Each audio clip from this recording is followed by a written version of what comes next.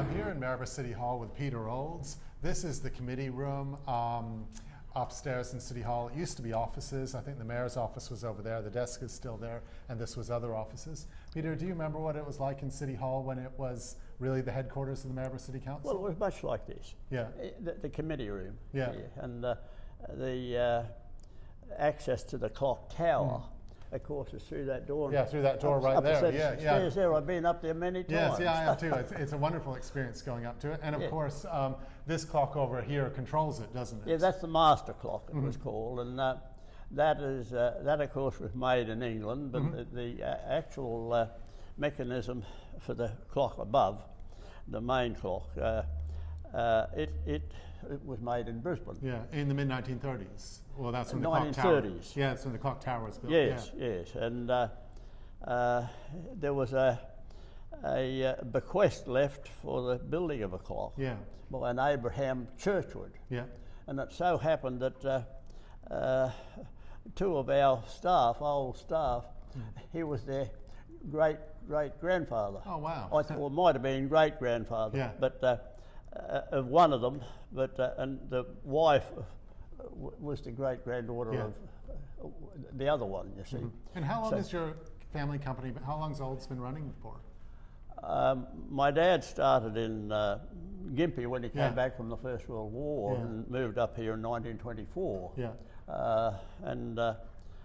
He was involved in all sorts of things. The Depression came on, and he had a shop in town in Bazaar Street, and he had set up a workshop, a little workshop, hobby workshop really, was a pretty serious workshop, under our house at the corner of Ferry and North Street. Yeah. And he made all sorts of things there. Yeah. And he earned a reputation. And before the Depression came on, they called it the Big Depression, and probably the 1930 period was about the worst part of it. And I was born that year, 1930, and I had a few problems when I was born, and 5 years after my older brother Bill, and I grew up with it. Yeah. And Dad was famous for the models that he made, and I used to enjoy being with him in his workshop under the house and doing things with him. And when I started school, I didn't like school because it was a change from being with my father. Yeah. Yeah. And so Dad was appointed to a position in the council, which entailed preparing to run some of the equipment that was being put aside and not used during the Depression. And the Depression was starting to come ease. This was in 1935, about the time the clock was going in. Dad was appointed to a position as a mechanic and maintenance officer for a lot of the equipment that the council had. And they didn't, mostly they had horses and drays, picks and shovels and that sort of thing. They had one A model Ford utility, they had a Foden steam wagon and a steam roller. Yeah, a very different fleet to today. Yeah. And they bought a new Bedford truck at that time when he was appointed, and it was his job to drive the truck when it was required also. And they used that for various things. And it was after the Depression he started to build a workshop in the backyard, 30 feet square. Well, that's a bit less than 10 metres square. And it's very small. he could take on more serious work in that. And that serious work he did for the council in that shop on his property, on my parents' property. Yeah. So tell me about his involvement with the clock. Well, it was about that time that the clock was installed. Yep. And he used to be all over the place. Sewage was going in. Billy Domain was on the scene, and he was the mayor. And we were, of course, as you know, one of the first to have pretty Yeah, well to complete sewer the sewage. city, yeah. Dad was involved with that, and the clock was being put in too. And when it went in, it started to give trouble. But Dad was involved with the maintenance of the clock. Yeah. And I started at the infant school just up in Kent Street, Central. And I think I still would have been at prep school. And the council depot, as it was called, it was a store there and a blacksmith forges, a couple of those, and they had a storage of all sorts of things in the council depot, which is where the Allen and June Brown car park is now. Yeah, just across the road here. Yeah. And so if there was something interesting going on, I used to hate school. And I have thought that Dad probably used it as an enticement for me to go to school more willingly. Yeah. To come down to the council yard after school. Yeah, and see what's happening. And yeah. meet him. Yeah. And I remember well that every Friday afternoon, Dad went up into the clock to service it, oil it, and check it. Yeah, there's a lot of moving parts in there. A lot of moving parts, and it gave a fair bit of trouble. Yeah. And Dad had served his apprenticeship as a mechanical and electrical engineer at the Scottish Gold Mine in Gympie. So he had a pretty fair knowledge of the use of electricity too. Yeah. So the clock, of course, is a mixture of mechanical and electrical. Yeah. Yeah. So that was good for him. Yeah. But the council powerhouse was further up Kent Street. Where the opposite church the- is. oppo- Yeah. When it became a take, the opposite opposite the Rose Garden. Park. Yeah. And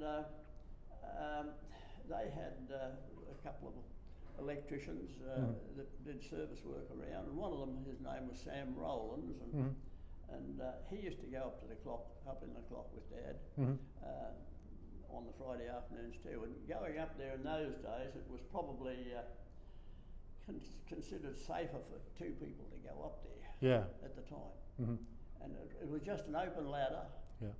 And when you got to the top of the ladder, it's still there, but it's enclosed now. Yeah. You had to push a cover off to make the opening for you to climb up. Yeah, I've done it. Yeah. Onto the bell house floor. It's a separate compartment up there. And that's where we went. And I went up there many. Yeah, it's a wonderful view of the city. Yeah, it's a wonderful view. When we had the 55 flood, I was well involved with that. Yeah. And I knew my way to like had access. I knew where the key was kept, and I went up there to take photos. Yeah. Which I've got. Wow. Yeah, that'd be great views. Yeah. Around the town. So that it led to Dad being frustrated with some of the things in the clock. The gearing is very intricate, and he discovered that some of the gears were inaccurately cut, and he was absolutely dumbfounded when he found this out. Was it like losing time or gaining time, or was it losing time or gaining time, Well, or it was just mucking up? doing odd things at different times without going into detail with it. But if I brought some stuff along here. Yeah. Here we go. Yep. I'll put this tray up. Yeah. And there's bigger ones than these too, but these are fine ones. No, So were these ones that were taken off that were faulty? These were made in Peterborough, and there's a gear there. Yeah. So this was taken off because it was faulty, or is this? He'd have taken that off. Yeah. So this was from the 1930s. Well, he didn't take it off to copy it either. No, to replace it. Yeah. And this is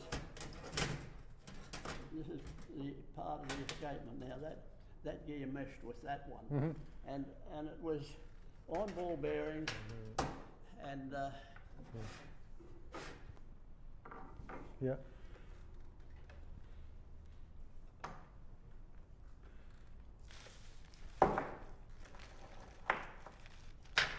made those Yeah. gears, Yeah. replacements, and others too. Yeah. They're the smaller ones I've made. Yep. But these little gadgets, So do you make replacements by this? what's that? Do you get somebody to do it with timber and then you cast it from that? You put that, you get the sand Yes, casting, and then yes, you pour yes, it. yes. Yeah. But then to cut those teeth, you have to have the cutters to cut them. And he made his cutters. Yeah. These are cutters. He made those. Yeah. Your dad. And Wow. every one of those would have taken at least a day to make, Yeah. at least. And some of them he's got. So he them really knew how stamped the up. clock worked, Oh, down to exactly how the clock worked. Yeah. He was magic what he Yeah. could do. There's no doubt about it. Yeah. And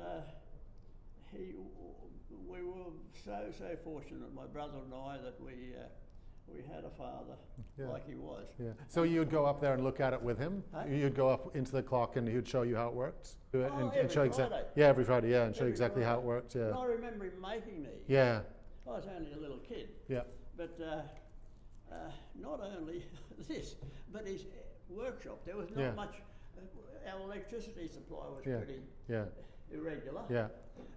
And he drove his shop with an engine. Yeah. The engine he made himself too. Yeah. He was making Wow, engines yeah. in Gympie before he moved up here. Yeah. And he had two brothers, and the whole three of them went to the First World War. Yeah. And Dad worked Vickers Yeah. in the aero engine works in England, in Crayford. Mm-hmm. And wonderful experience Yeah. for him. And when he came home, he was discharged before his brothers because the munition work Yeah. started to be slackened off. And he came home early, and he set up in Gympie first. Yeah. And then his brothers came home and they joined the business, and Dad came up here to open a shop here. And when the clock tower originally opened, were there complaints about, because it would have created a noise that people weren't used to? Well,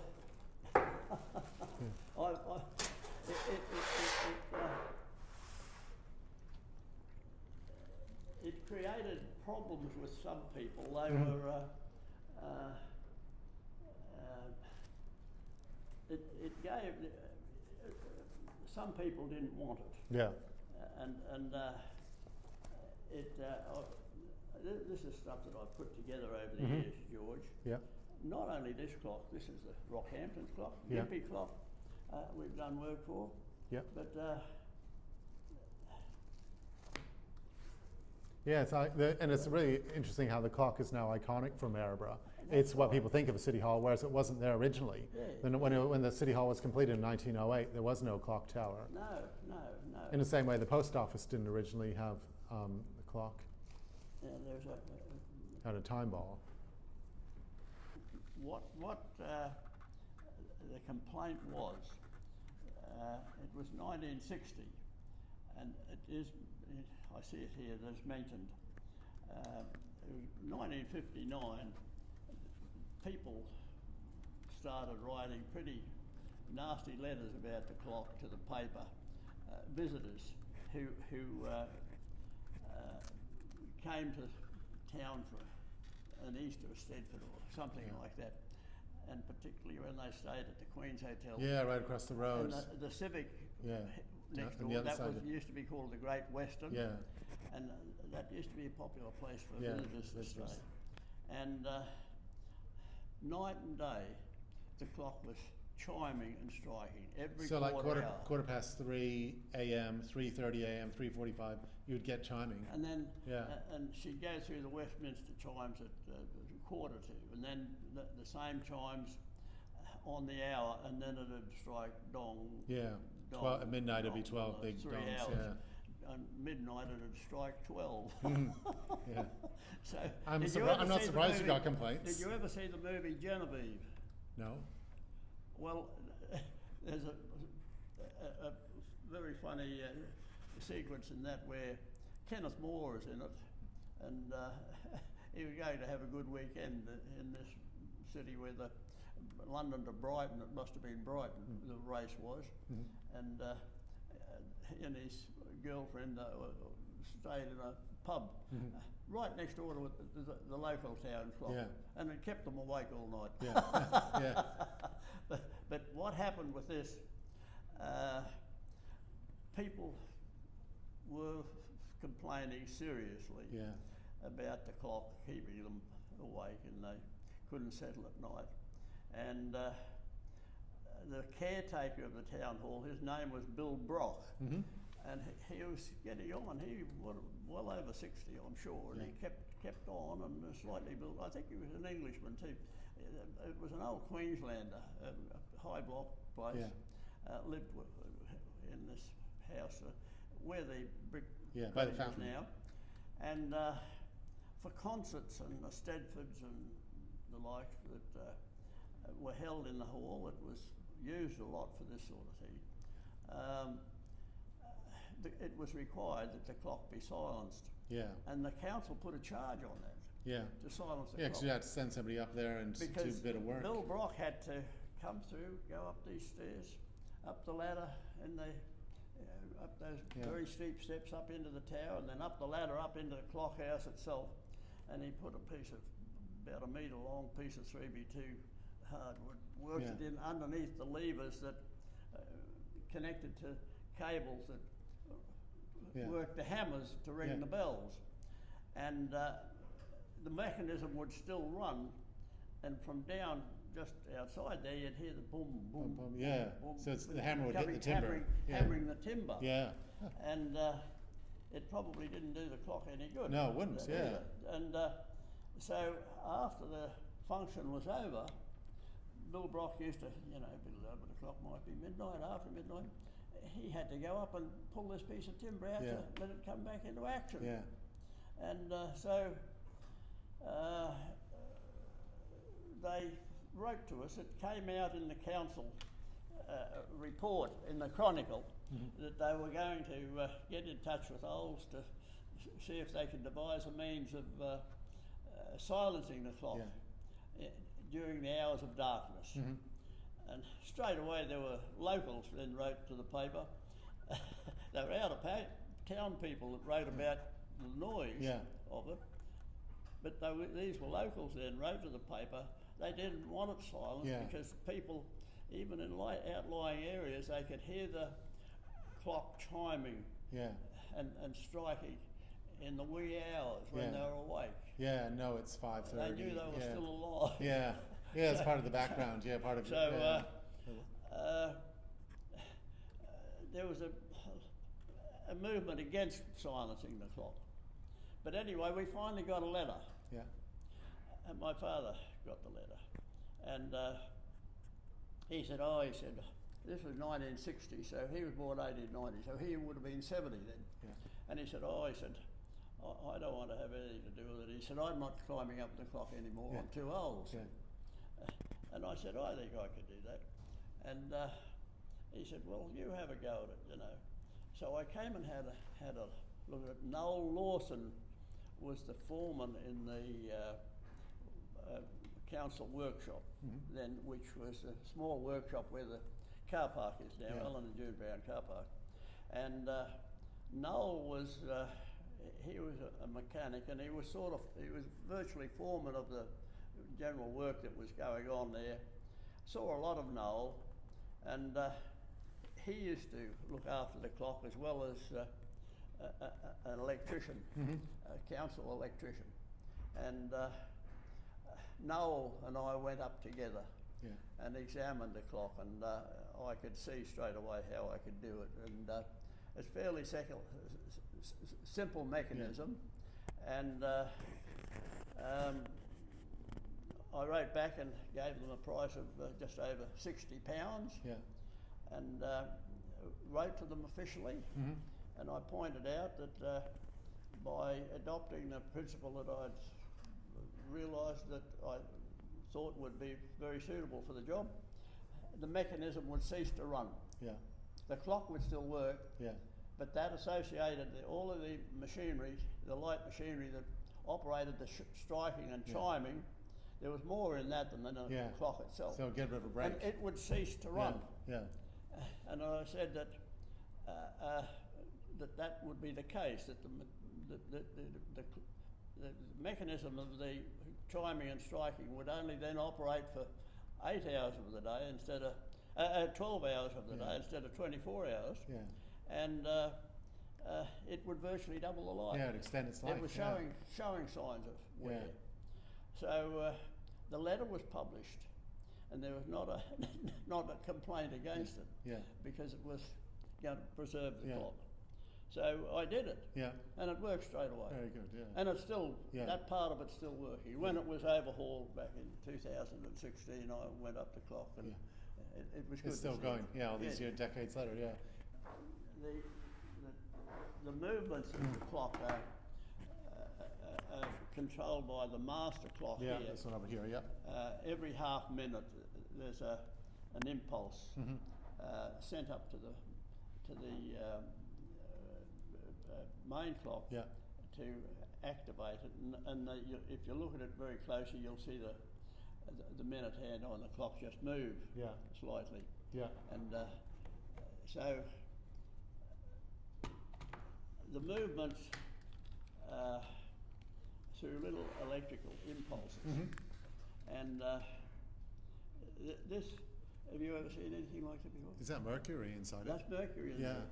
And I think they are prohibited now, but it still got them in. Yeah. And David Bland, who overhauled it, and mercury is conductive of electricity, and when you the mercury, when it's up like that, the mercury is all one end, and when it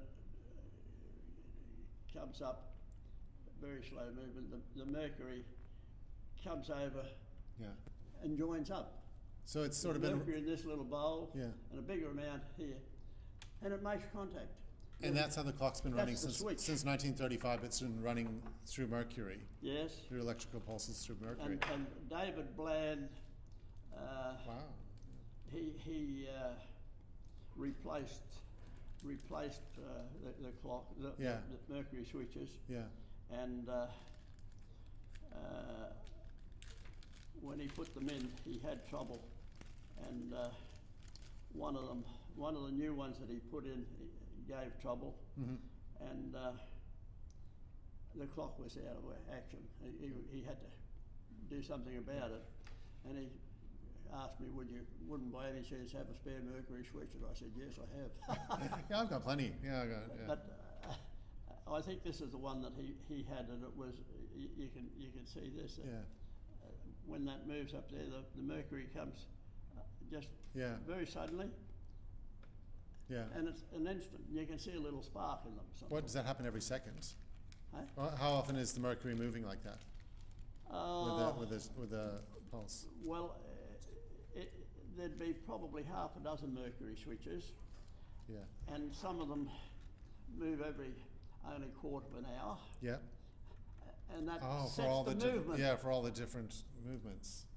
And there's one mercury switch there. Yeah. The one that I put in. Yeah. It only moves every 12 hours. Yeah, wow. That's incredible. One way, it makes contact. Yeah. And then the other way, it breaks contact. Yeah. Fantastic, wow. And it stops the impulses coming from here to set the clock, set the chimes off. Yeah. Wow. Well, thanks, Peter. That's extremely informative. The Maryborough City Hall, the clock tower, is obviously iconic for our city and our community, and it's really, really special how involved you've been actually in it for decades now, and your father, of course. And Well, I've worked on a few clocks, town clocks, and they're all different. Yeah. And this one, it's a pretty good one. I think so too.